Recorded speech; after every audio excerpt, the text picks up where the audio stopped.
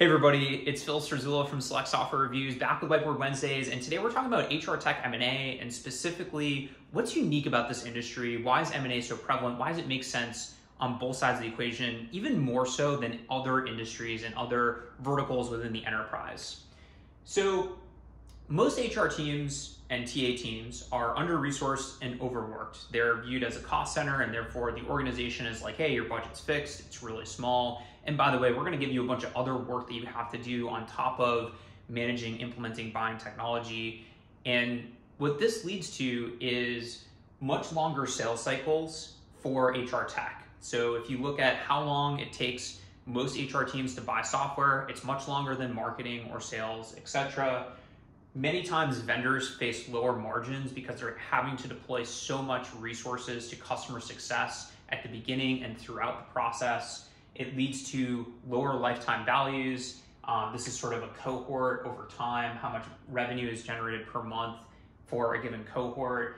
And for HR tech, it doesn't look that attractive. You look at marketing tech or sales tech, it's actually much more interesting, and therefore lifetime values are lower. And of course, the dollars are lower. So HR budgets are fixed. They can't spend as much money for a similar system than maybe sales and marketing or engineering or product, etc. And so all of these things are fairly unique to the HR and TA world, and they translate very poignantly to why M&A happens. And so if you think about this guy with his nerdy glasses and his balding hair because startups are hard, who works at a startup, versus this woman who works at a larger company, maybe it's a Workday, maybe it's a big private equity backed company like iCIMS, there are some really stark differences that make it worthwhile for this guy to eventually go and join this lady's team. So for example, on the sales cycle side, this person is able to sell much faster because they have a more sophisticated go-to-market strategy, but also because they have a huge brand. People are much more likely, especially in a more risk-averse HR world, to buy from a Workday versus an ATS or HRIS they haven't heard of, even if it's a better product, even if it's competitively priced. And so this guy going over here, automatically, his sales cycle is going to decrease considerably. In terms of gross margin, they're both going to struggle. They're both going to have lower gross margins due to increased customer success fees relative to, or customer success resources needed to make a customer successful relative to sales and marketing, product tech, etc. However, this person's going to have a more sophisticated organization that probably has figured out all the nooks and crannies to really make people successful, has operationalized it, and has structured a team where they can get benefits of scale. In terms of the cohort aspect of things here as well, you're going to see, again, the larger company winning out because they are able to upsell people into multiple products. So you look at iCIMS, they've got their ATS, they've got a recruiting thing, they've got a employer branding thing, etc. So they're going to be able to increase that value considerably.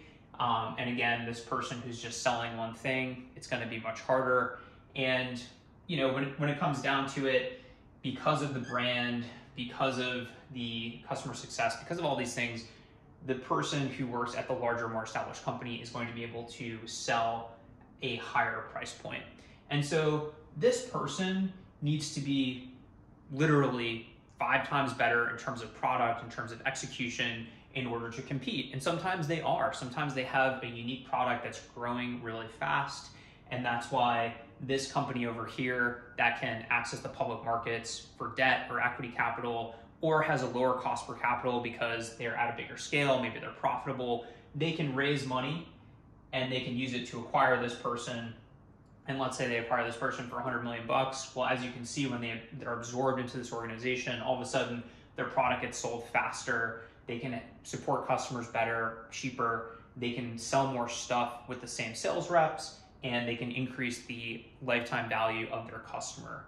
And so it makes so much sense for this guy who needs to raise money from VCs and he's got to return to them 100+% per year on average, to join forces with this lady who can offer all of these benefits from a business perspective and also raise capital at maybe 5% through the debt markets, maybe 15% through public equity markets, etc.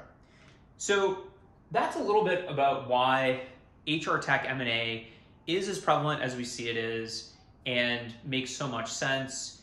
You can check out our previous video about the Pecan Workday acquisition if you want to see a specific kind of example and some other frameworks for thinking about these things. And if you have questions, feel free to reach out. Find me on LinkedIn, Phil Strazula. Check out our website, Select Software Reviews. And thanks again for checking out Whiteboard Wednesdays.